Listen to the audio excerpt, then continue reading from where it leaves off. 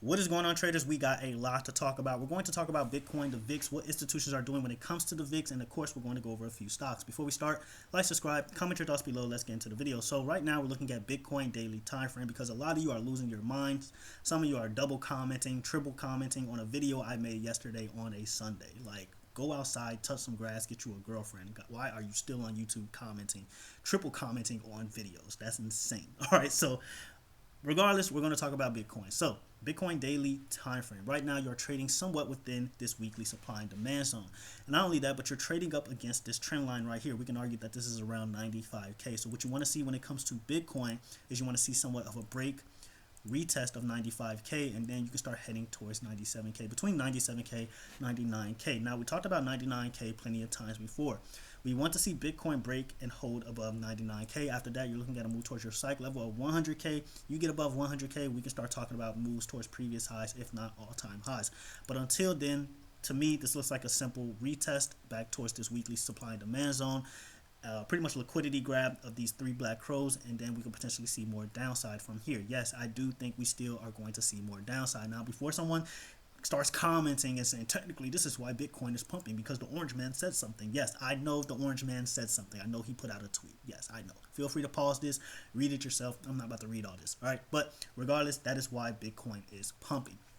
Now, when it comes to downside, all right, when it comes to downside, you want to see Bitcoin pretty much break back below 88K. It breaks back below 88K, you're looking at a move towards 86K, and then you break below 85K cycle level, you're looking at a move towards these guys here. They're probably going to panic at that point, and they're going to get stopped out of their position.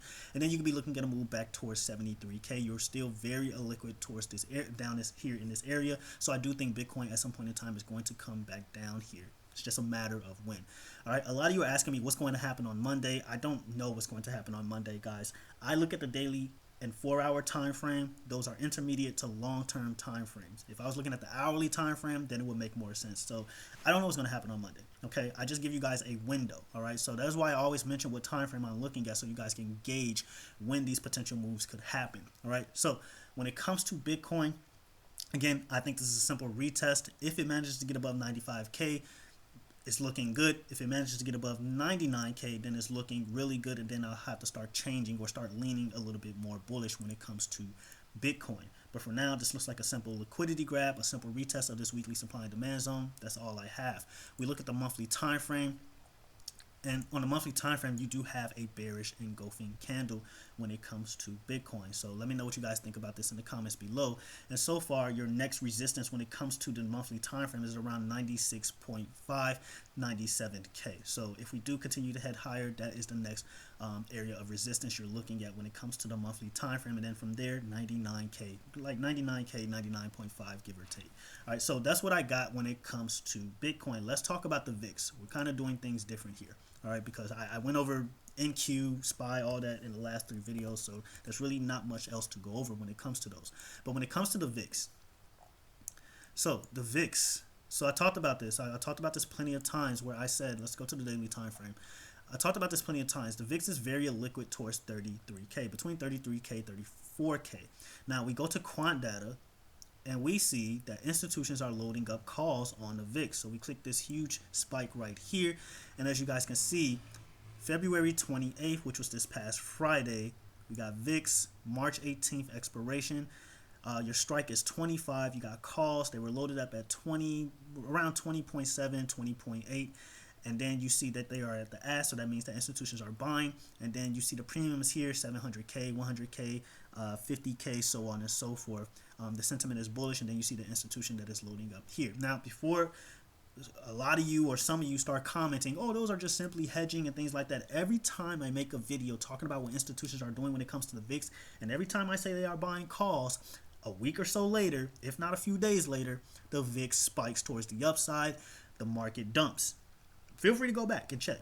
Feel free. But every single time I say this, that institutions are loading up calls, there's always a few of you who doubt it, and then you see what happens. All right, the market ends up dumping. So do not take this lightly. Okay, Do not take VIX calls lightly. I never take VIX calls lightly. I tell my Discord members never take VIX calls lightly. When institutions load up on VIX calls, you take it very seriously.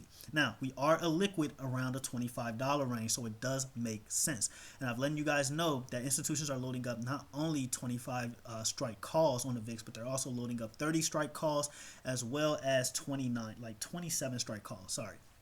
All right, so you definitely want to take this serious. Now, in case you don't believe me, when it comes to the 30 strike calls, let's actually look those up. So we click on, well, we type 30, which will be the 30 strike.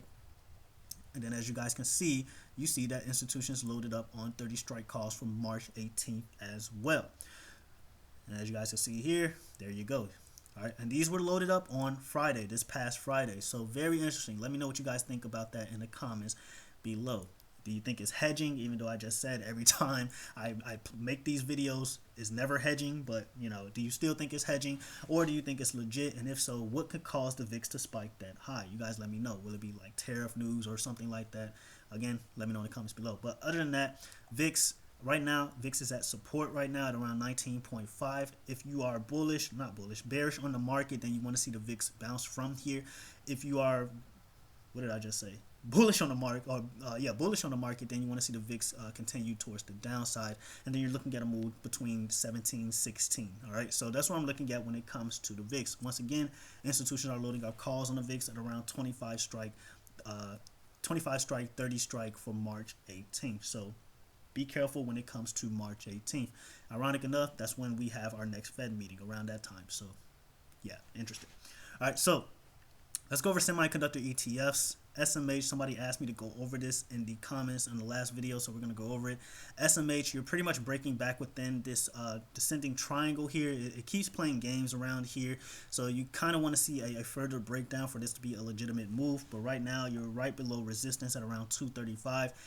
If you see SMH get above 235, then you're heading back towards 240, and then from there, I do think you're going to see more downside. All right, so I'm expecting some type of move like this. If the market just so happens to rally, you want to see a break retest around 235, and then you see another move back towards 240, 242, and then I do think these bears around this area are going to step back in if we do get bad news. So simple as this. I mean, it's pretty simple. You're just looking at another lower high at this point. So high here, lower high here, and then you'll have another lower high here if this move just so happens to play out.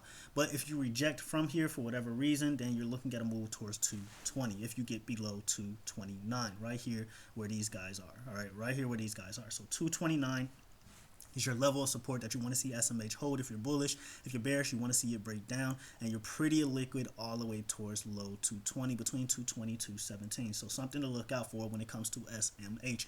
Once again, I still think we're going to see another drop. When it happens, I don't know. I'm not going to say it's going to happen tomorrow because I don't think we have any news tomorrow. I do know we have news Tuesday, and we also have Jerome Powell speaking on Friday. So, you know, take your pick, all right? But that's what I have for SMH.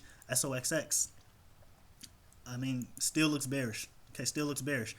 What are you doing? I mean, what are you doing here? All you're doing is creating lower highs. All right, so high here, lower high here.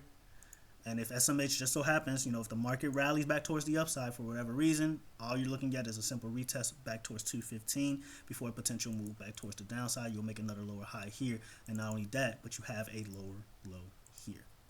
All right, so that's what I got for SOXX, a move towards 215. Right now, your resistance is at 210. It rejects from here, and you get below 202. Then you're looking at a move towards 200. You want to see 200 side level hold. From there, you're looking at the low 190s when it comes to SOXX. Nvidia. So Nvidia, I talked about this in the 2 videos ago, something like that. You are forming somewhat of a potential head and shoulders pattern here. Not only that, but you continue to create lower highs, right? So you got your high here, lower high here, and you have another lower high here. And not only that, but you just have a ton of bears in this area. So it's going to be really tough for Nvidia to really break towards the upside. Okay. Not only that, but again, you're looking at a potential head and shoulders pattern here. And the reason why we say potential is because there's no neckline that's broken yet. So you have a shoulder here. And if Nvidia heads back towards the upside, you do have a piercing line pattern, which is a bullish pattern. If it heads back towards the upside, towards 127, which is your next line of defense, you have a huge supply and demand zone between 127 and 130. Then you're looking at a potential shoulder here if Nvidia just so happens to reject. All right, so if it rejects here and it breaks the neckline, we'll say the neckline is around 115, between 115 and 117. So right about here, then Nvidia is heading towards the low 100s. I still think Nvidia is going to head towards the low 100s.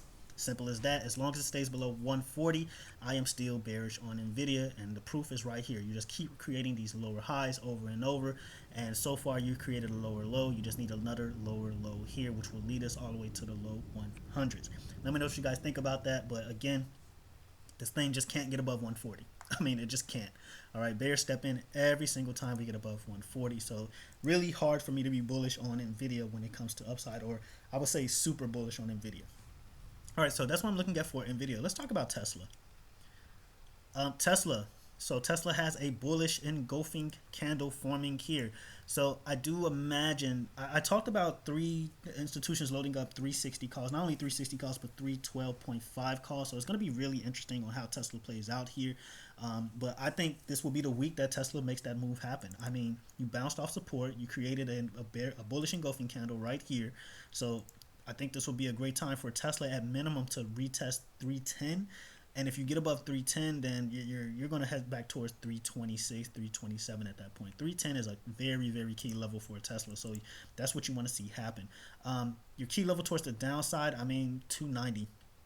You get back below 290, we'll say 289, then you're heading back towards the low 280s, and then we'll have to see what happens from there. But Tesla has yet to fill this gap at 250. I tell you guys all the time, gaps have very strong support and resistance. You pretty much just bounced off these guys right here. So right here, right here, right here. You bounced off this gap right here at around 275, and yeah, Tesla just went back towards the upside. So if the market just so happens to rally back towards the upside, then you're looking at a move towards 310 when it comes to Tesla. If it gets above 298, sorry about that. 298 is your next key level when it comes to Tesla. 298. All right, it gets above 298. 300 is your psych level. After that, 310 is your ultimate level you want to see Tesla break if you're bullish on this thing. All right, so that's what I have for Tesla. Apple, you have this crazy bullish candle right here, but if the market just so happens to pump and Apple follows along because Apple chooses when it wants to follow the market, I'm simply looking at a mitigation of this fair value gap at around 247 before it sees more downside. If it heads a little bit higher, I mean, sure, then I guess you're looking at a move towards 250. If Apple gets above 250, then these guys are going to panic. All right, you take these guys out, Apple can really squeeze towards the upside at around 260. So if you just so happen to break above 250, yeah, you're gonna get crazy on Apple. So that's what I'm looking at for Apple. But for now, I'm just honestly looking at 247. You just clear this area out right here. There's like a minor gap here, and then you just head back towards the downside. All right. So that's what I'm looking at for Apple. All right, and that's pretty much all I have, guys. I mean, Russell IWM. I think this thing is still going to head towards 205, around 205, possibly see a retest towards 220, but from there I'm definitely going to be looking at an opportunity to load up puts there. All right, so that's what I'm looking at for the Russell. Other than that, that's all I have. Let me know what you guys think in the comments below. Do you think the market is going to pump? If so, is it going to head towards previous highs, all-time highs? Why is it going to happen? You know, all that fun stuff. Or do you think the market is going to dump? You think this is just a simple retest towards the upside before we dump all over again? Discord link is in the description below. Congratulations to new Discord members who made money with us on Friday off those SMH puts. SMH tanked all the way to 225. We took profit on that thing from our, 220 puts off that. So yeah, congratulations to Discord members. Overall, guys, again, I still think we're going to see another drop when it comes to the market. Simple as that. All right. Other than that, that's all I have. Until the next video, traders, have you a good one.